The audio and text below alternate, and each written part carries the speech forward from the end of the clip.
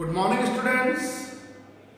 In today's class, now we are going to discuss about accounting entries at the time of dissolution of partnership firm. जो आज का हमारा topic है वो है accounting entries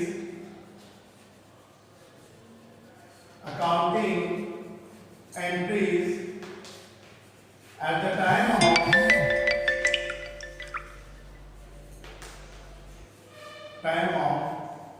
dissolution of partnership firm.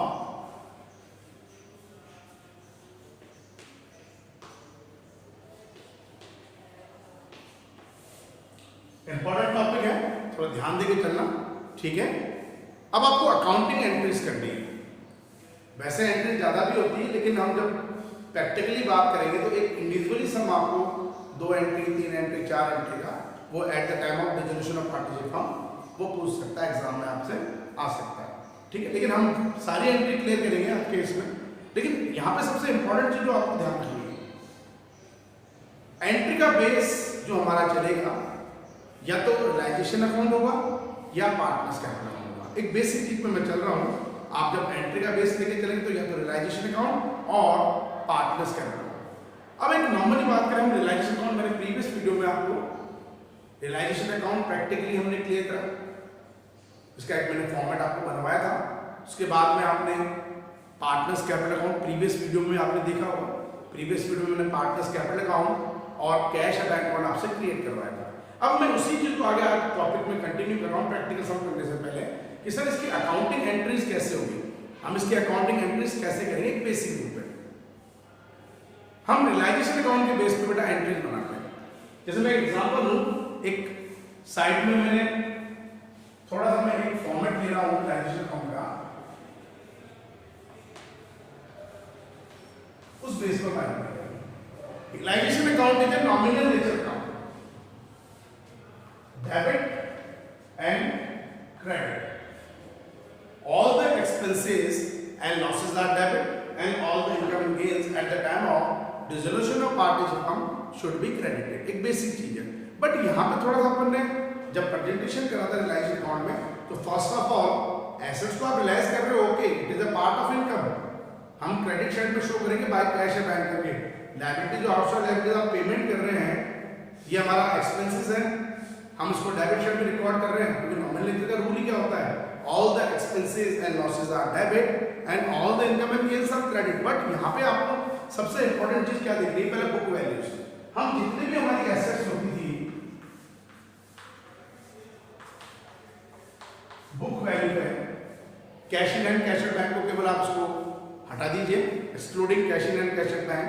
बाकी जितने भी करंट एसेट्स हो चाहे फिक्स एसेट्स हो, stock, debtors, bill receivable, closing stock हो गया अपने पास में, शॉर्ट टर्म इन्वेस्टमेंट हो गया हमारे पास में, plant and machinery, land and building, furniture, motor vehicles, जितनी भी एसेट्स थी बुक वैल्यू में आपने डेबिट साइड में शो करा।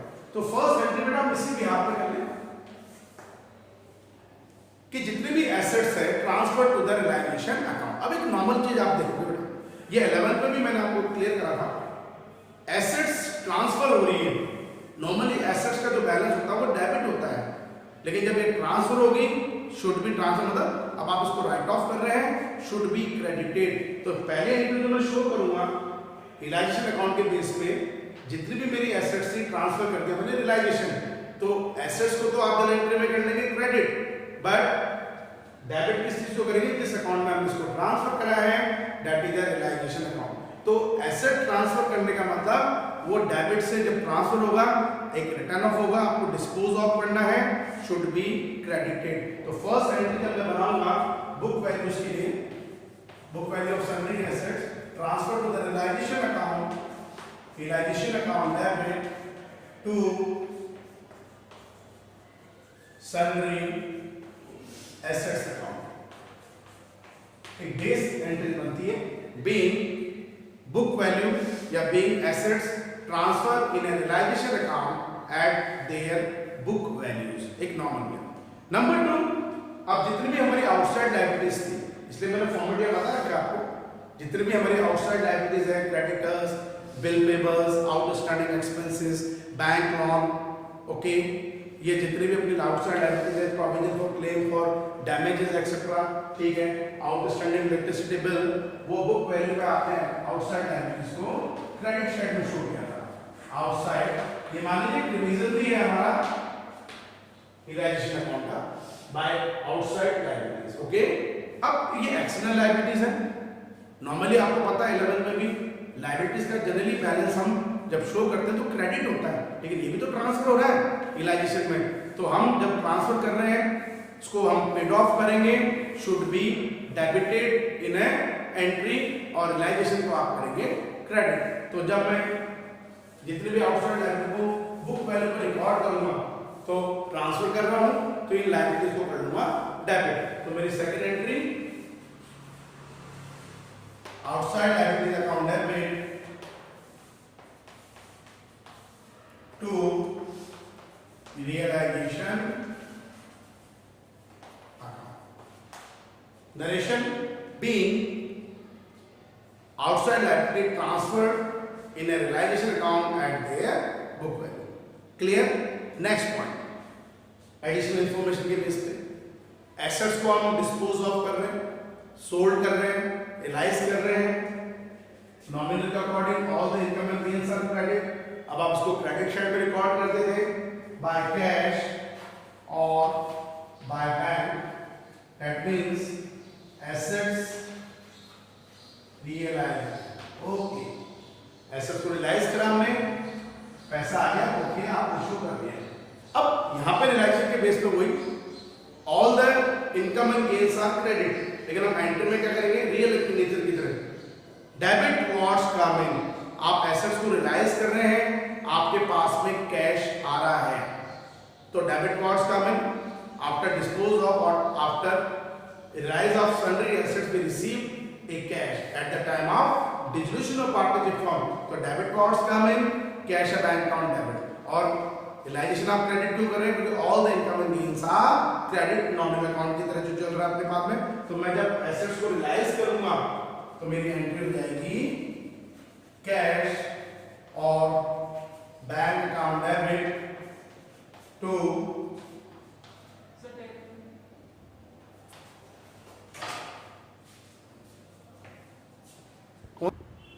तो cash bank account debit to realisation account, okay. वही रियल अकाउंट है नॉमिनल के रूप में पड़े, डेबिट टुवर्ड्स का मीन हमारे पास पैसा आ रहा है, cash bank account debit to realisation account. इसका अपोजिट एसेट्स आप रियलाइज कर रहे हैं, पैसा आपको मिल गया, बट इसके फेवर में आपको पेमेंट भी तो करने हैं आउटसाइड लायबिलिटीज को। हम रियलाइजेशन में वही all the expenses and losses are debit, आप पेमेंट कर रहे हैं कैश में टू कैश या बैंक लायबिलिटीज पे। अब इसमें भी नॉमिनल और रियल के अकॉर्डिंग चलिए, credit toward goes out at the time of dissolution of partnership form, हमारे पास से पैसा गया, वही 11 वाले रूल है अपने पास में ट्रेडिशनल अप्रोच में जो हम करते थे, credit toward goes out cash या बैंक को आप क्रेडिट करेंगे, but all the expenses and losses are debit, realization को हमने कर लिया debit। तो number 4 realization account debit to cash या bank। narration being amount paid to the outside liability, जो भी आपके एग्रीड वैल्यू आप इसको पेमेंट करेंगे वो कोई बड़ी चीज नहीं है, ये हमने कंडीशन। अब इसके अलावा एडिशनली हम बात करें फॉर्मेट के अकॉर्डिंग, मैं आपको एक्सप्लेन कर रहा हूं बेटा, एंट्रीज को नई चीज नहीं है। Number 5 condition, eight the time of dissolution of partnership form, हमें एक चीज पता है, ये कोई जरूरी नहीं कि सारी एसेट्स को हम रियलाइज ही करें, हो सकता है कुछ पर्टिकुलर एसेट्स कोई पार्टनर टेकन कर ले कि भाई मुझे दे दो ये एसेट्स, क्या दिक्कत है, लेकिन जब वो किसी एसेट्स को टेकन करेगा तो उसका कुछ सर्टेन अमाउंट, लिसन केयरफुली, उसको कुछ सर्टेन अमाउंट पार्टनरशिप फर्म को पेमेंट करना पड़ेगा। वो कैश में पेमेंट नहीं करेगा, उसके लिए वो अपने final settlement amount, that means capital account में से, कैपिटल में से एडजस्ट करवाएगा। लेकिन हम एक चीज क्या मानेंगे, रियलाइजेशन अकाउंट में ये पार्टनरशिप फॉर्म के पॉइंट ऑफ व्यू से आपने क्रिएट करा, ये भी पार्ट ऑफ इनकम है। तो जब कोई पार्टनर इस एसेट्स को टेकन करता है तो आप उसको रियलाइजेशन में क्रेडिट साइड में शो करके दें bye partners capital account if assets taken by any partner. Okay, अब कंडीशन वही, जब मैं एंट्री के बिहाफ पे चलूंगा तो वही पॉजिटिव नेगेटिव। ऐसा कोई भी एडजस्टमेंट मैंने पहले भी आपको बता रखा है जो किसी पार्टनर की कैपिटल पे नेगेटिव इफेक्ट डालता है। जैसे यहाँ पे एसेट्स लिए पार्टनर ने तो नेचुरली है उसको कुछ अमाउंट पेमेंट करना पड़ेगा फर्म को, तो ये इसके कैपिटल बैलेंस को डिक्रीज कर देगा, मतलब इस कैपिटल बैलेंस में उसका नेगेटिव इफेक्ट है। तो ये एडजस्टमेंट से उसकी कैपिटल डिक्रीज करेगी, नीचे आ जाएगी, मतलब उसको अब एक सर्टेन अमाउंट पे करना है, फाइनल सेटलमेंट अमाउंट उसका कम हो जाएगा। तो मैंने आपको पहले भी क्लियर कर दिया है कोई भी एडजस्टमेंट जो पार्टनर्स के ऊपर नेगेटिव कैपिटल पे नेगेटिव होता है should be debited in entry. तो ऐसी कंडीशन में हम पार्टनर कैपिटल को क्या कर लेंगे, डेबिट। तो हम जब इसकी एंट्री करेंगे एसेट्स टेकन की, तो partners capital account debit to at the time of dissolution, realisation के थ्रू उसको एसेट्स मिलती है टू रियलाइजेशन अकाउंट। ओके, ये एंट्री होगी। Being assets taken by any partner narration में एट देयर एग्रीड वैल्यू। इसका अपोजिट, अगर कोई पार्टनर किसी लायबिलिटी को पेमेंट करने की रिस्पांसिबिलिटी लेना है कि ठीक है ये मेरे नोन है, मैं इनको पेमेंट करता हूँ, बाद में मुझे आप इसका सेटलमेंट अमाउंट में मुझे पैसा दे देना, तो हम रियलाइजेशन में इसको डेबिट साइड में शो करते थे to partners capital account if liabilities paid by। अब एक नॉर्मली बात है, जब वो पेमेंट करेगा लायबिलिटीज के बिहाफ पे तो इसका कुछ सर्टेन अमाउंट पार्टनरशिप से पार्टनरशिप फॉर्म से लेगा। दैट मींस ये अमाउंट उसके कैपिटल पे पॉजिटिवली हो जाएगा क्योंकि उसको पैसा तो मिलेगा उसका।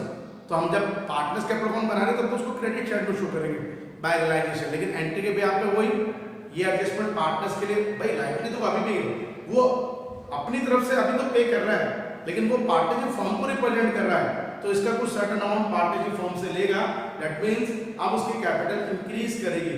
तो ऐसा कोई भी एडजस्टमेंट जिसकी वजह से कैपिटल उसकी इंक्रीज करती है तो पार्टनर्स कैपिटल अमाउंट को हम क्रेडिट करते हैं, और किसके through, at the time of dissolution of partnership firm realisation अब कर रहे हैं हम, तो एंट्री हो जाएगी इसकी realisation account debit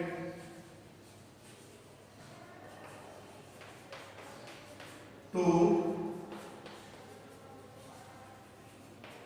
partners capital account. Okay, narration being liabilities paid by the partner. Okay, next point, कुछ ज्यादा पॉइंट अब नहीं है हमारे पास में। इन केस हमने मान लिया कोई अनरिकॉर्डेड एसेट्स है, मैं आपको सारी एंट्री बता रहा हूँ इसलिए क्योंकि हमें बेस चीज को देखना है। कोई अनरिकॉर्डेड एसेट्स थी जो पहले बैलेंस शीट में आपको एसेट साइड पे गिवन नहीं है, डिसोल्यूशन से पहले की बैलेंस शीट जो हमारे पास गिवन उसमें गिवन नहीं है, बट अब वो रियलाइज्ड हो गई है, तो सब एक नेचुरली चीज है, ये भी तो हमारे पास पार्ट ऑफ इनकम है। हम जितना अमाउंट से रियलाइज करेंगे by cash bank account unrecorded assets realise, हमने अनरिकॉर्डेड एसेट्स को रियलाइज करा है, पैसा है। अब ये बिल्कुल सेम जो हमने थर्ड एंट्री बनाई है उसकी तरह जाएगी, मतलब एंट्री जब हम 7 करेंगे डेबिट कॉस्ट कमिंग फॉर्म में पैसा आ रहा है तो 7 एंट्री इसी बिहाफ पे आपको यही प्रिपेयर करनी पड़ेगी, cash bank account debit cost coming to all the income and gains are credit to realisation account. इसका अपोजिट, अगर हमने कोई अनफॉर्सीन या अनरिकॉर्डेड लायबिलिटीज पार्टनरशिप फर्म के फेवर में पेमेंट करेंगे, करते ही कई बार कि एक प्रोविजन फॉर कंटीजेंसीज था या provision for claim for damages था या प्रोविजन फॉर आउटस्टैंडिंग कोई एक्सपेंसेस है जो आपको पहले बैलेंस शीट में गिवन नहीं थी लायबिलिटी सेगमेंट, बट हमें पेमेंट करनी है after dissolution of partnership firm, तो वो कंडीशन वही, all the expenses and losses are debit, आपने पेमेंट करा है टू कैश या bank account unrecorded liabilities paid। अब वही सेम बिल्कुल एंट्री नंबर 4 की तरह ही हमारे पास में एंट्री नंबर 8 भी बनेगी। आपने पेमेंट कर दिया इसको, हम पेमेंट करके चल रहे हैं, व्हाट इज दैट, ओके। तो ऐसी कंडीशन में भी हमने पेमेंट करा है, फॉर्म से पैसा जा रहा है, गोज आउट है, कैश है बैंक को आप क्रेडिट ही करेंगे, और रियलाइजेशन को all the expense losses are debit, realisation account debit to cash है। एक नॉर्मल कंडीशन हमारे पास चल रही है, जो एंट्री बेस अपन कर रहे हैं रियलाइजेशन के बेस के ऊपर, ठीक है। Next, last and final, what is the main purpose to prepare realisation account. हमने ये रियलाइजेशन अकाउंट प्रिपेयर करा, उसका मेन पर्पस क्या था। Eight the time of dissolution of partnership firm हमें प्रॉफिट एंड लॉस कैलकुलेट करना है। कंडीशन हुई, अगर डेबिट साइड ज्यादा है क्रेडिट साइड से तो it is a loss. Partners इसको अपने रेस्पेक्टिव रेशियो में रिटर्न ऑफ करेंगे, तो bye partners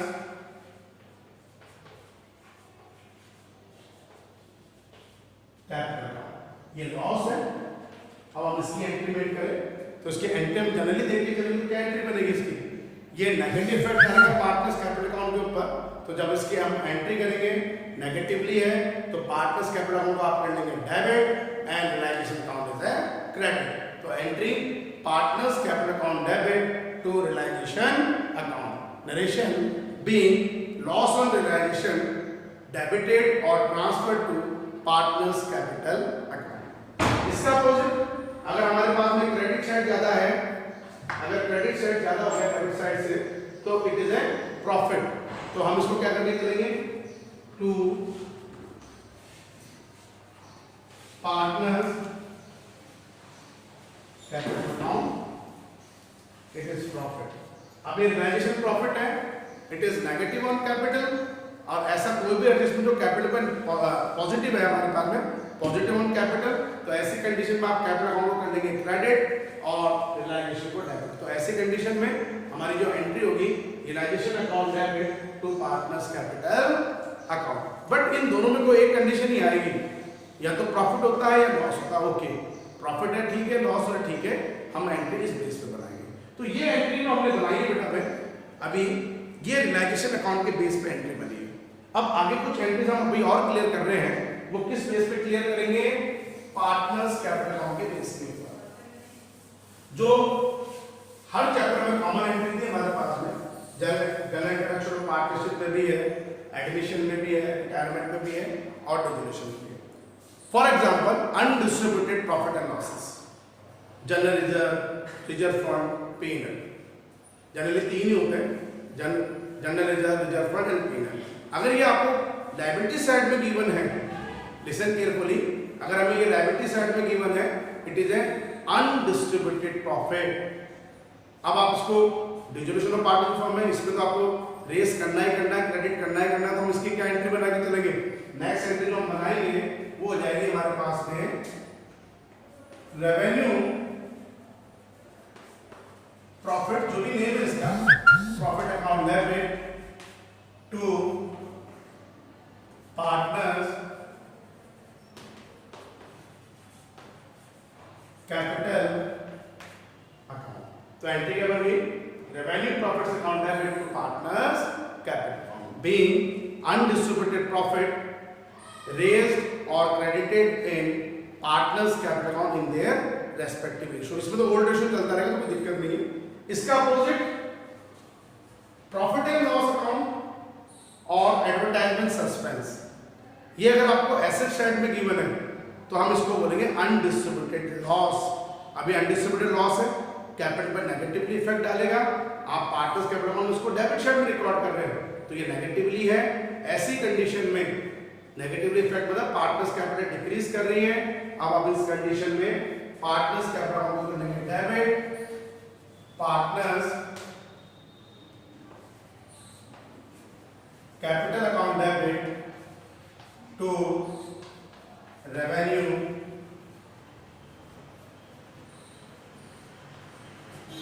loss, being undistributed loss written off or debited in old partner या all partners in their respective ratios। ठीक है, ये बेसिक एंट्री बेटा हमने क्लियर करी है। अब लास्ट एंड फाइनल कंडीशन जो बहुत इंपॉर्टेंट कंडीशन है, internal lawn of the partner. अगर कोई भी पार्टनर फर्म को लॉन देता है या पार्टनर फर्म से लॉन लेता है तो आपके पास में क्या कंडीशन, इसको बकायदा मैं डायग्राम से आपको बता रहा हूं, थोड़ा ध्यान देना इस चीज के ऊपर, एक इंपॉर्टेंट टॉपिक है।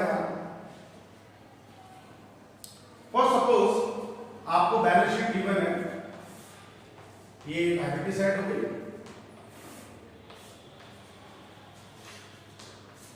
एसेट्स। अगर किसी पार्टनर का लोन, पार्टनर्स लॉन जो है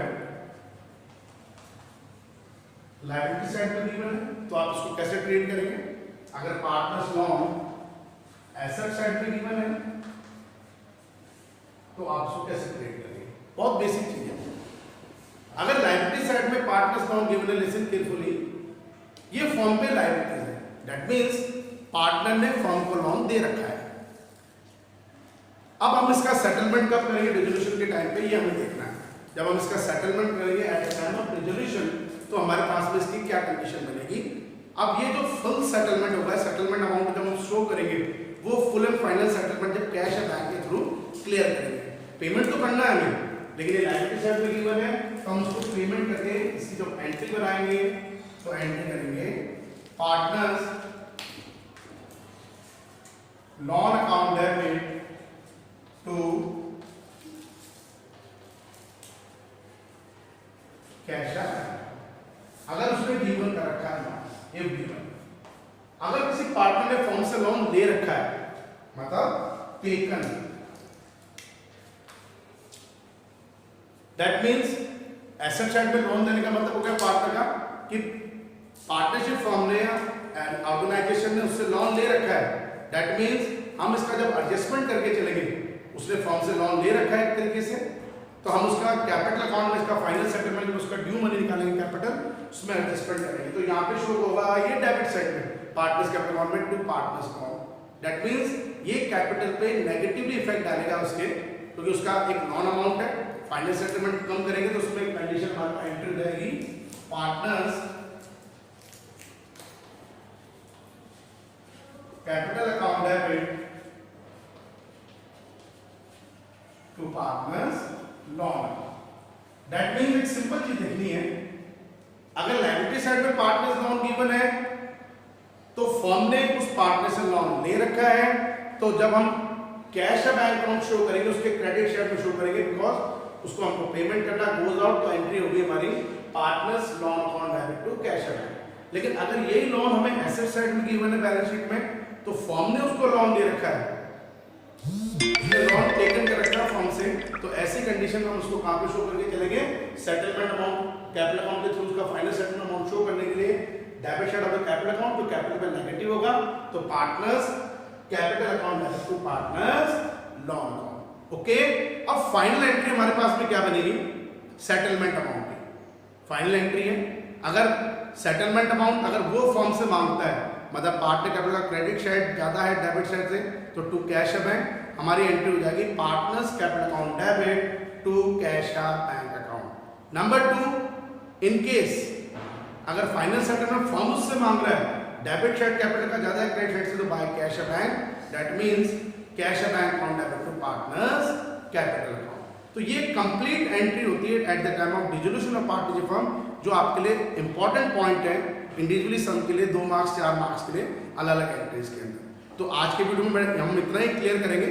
अब नेक्स्ट वीडियो में बेटा हम इसको प्रैक्टिकली इंप्लीमेंट करेंगे, तब आपको और क्लियर करेंगे। Okay, thank you and have a nice day.